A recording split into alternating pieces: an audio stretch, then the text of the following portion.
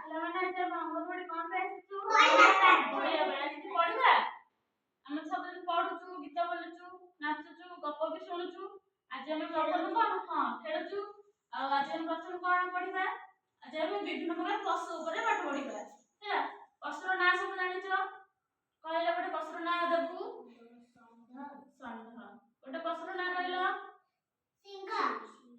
ଜାଣିନି ମୁଁ ତାକୁ ପଚାରିବି। କୁହ। ସିଂହ କୋଉଠି ରହେ? ଜଙ୍ଗଲରେ। ତମେ ଗୋଟେ ପଶୁର ନାଁ କହିଲ? ବାଘ। Very good. ତମେ ଗୋଟେ କୁହ। ଗୋଟେ ପଶୁର ନାଁ? ଭାଲୁ। Very good. କୀର୍ତ୍ତି ଗୋଟେ କୁହ। ଯାହା କହିଲ ଶୀଘ୍ର କହିବ। କୁହ। ଚିତ୍ରିତ ଘୋଡା। ହଁ, ଭେରି ଗୁଡ। ଯୋଉ ପଲ୍ଲବୀ କୁହ ଗୋଟେ ପଶୁର ନାଁ? ଯୋଉଟା କହୁନ। ମାଙ୍କଡ। Very good. ତମେ ଗୋଟେ କହିଲ ଗୋଟେ ପଶୁର ନାଁ? କୁକୁର। କୁକୁର ବି ଗୋଟେ ପଶୁ। ହଉ ଛାଡ, ଆମେ ବିଭିନ୍ନ ପ୍ରକାର ପଶୁର ନାଁ ଜାଣିବା। ହେଲା, ଏଇଠି ଗୋଟେ ଚାର୍ଟ ଅଛି। ଏ ଚାର୍ଟ ରେ କେତେ ଗୋଟେ ସବୁ ପଶୁ ଅଛନ୍ତି, ତାଙ୍କ ନାଁ ସବୁ କହିବା। ତମେ ଚିତ୍ର ଦେଖି ଜାଣିବ। ହେଲା, ଯୋଉଟା ନ ଜାଣିପାରିଲେ ମୁଁ ତମକୁ କହିଦେବି। କହିଲା ପିଲା ଏଇଟା କୋଉ ଚିତ୍ର? ବଳଦ। ବଳଦ। ବଳଦ ରଙ୍ଗ କେମିତିକା? ଧଳା ଅଛି। ଏଇଟା କୋଉ ଚିତ୍ର କହିଲ? ସିଂହ। ସିଂହ। ସିଂହ କଣ କହନ୍ତି? ଜଙ୍ଗଲର ରାଜା। ହେଲା, କହିଲା ପିଲା ଏଇଟା କୋଉ ଚିତ୍ର? ହାତୀ। ହାତୀର କଣ ଅଛି କହିଲା ଆଗରେ? ଶୁଣ୍ଢ। ହାତୀ କୋଉ ରଙ୍ଗର? ଧୂସର ରଙ୍ଗର। କହିଲା ପିଲା ଏଇଟା କଣ? ମାଙ୍କଡ। ମାଙ୍କଡ କୋଉଠି ରହେ? ଗଛରେ। ମାଙ୍କଡ କଣ ଖାଏ? ଫଳମୂଳ ଖାଏ ସବୁ। ହେଲା, କହିଲା ପିଲା ଏଇଟା କୋଉ ଚିତ୍ର? ଓଟ। ଓଟ କୋଉଠି ରହେ? ମରୁଭୂମିରେ ରହେ।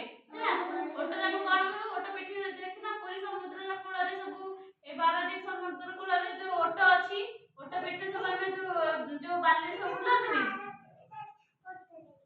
ହଁ, ଓଟ ସବୁ ବସିକି ବୁଲାନ୍ତିନି ଯୋଉ ଓଟ ପିଠି ଉପରେ? ହଉ ଠିକ ଅଛି। କହିଲା ପିଲା ଏଇଟା କଣ? ବିଲୁଆ। ବିଲୁଆ ଦେଖିଛ? କୋଉଠି ଦେଖିଛ? ହଁ, ନଈ ପାଖରେ। କହିଲା ପିଲା ଏଇଟା କଣ?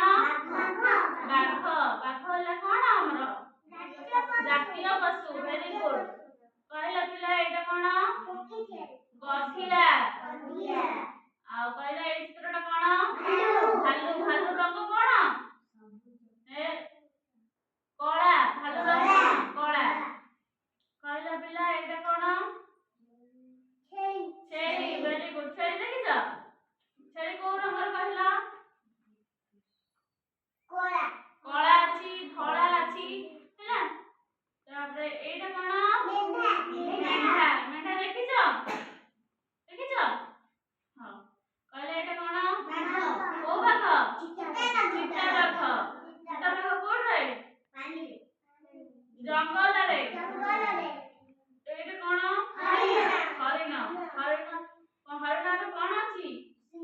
ସିଂହ ଅଛି। ପଢିଥିଲେ କଲର ମେଣ୍ଢା ଗପ କଥାରେ, ଯୋଉ ହରିଣ ଠାରୁ ସିଂହ ଆଣିକି ମାଟି ତାଡିବ ବୋଲି। ଏଇଟା କଣ କହିଲ? ଗଣ୍ଡା। ଏଇଟା ଜେବ୍ରା। ଜେବ୍ରା ମାନେ କଣ? ଚିତ୍ରିତ ଘୋଡା। ଜେବ୍ରାର ରଙ୍ଗ କଣ?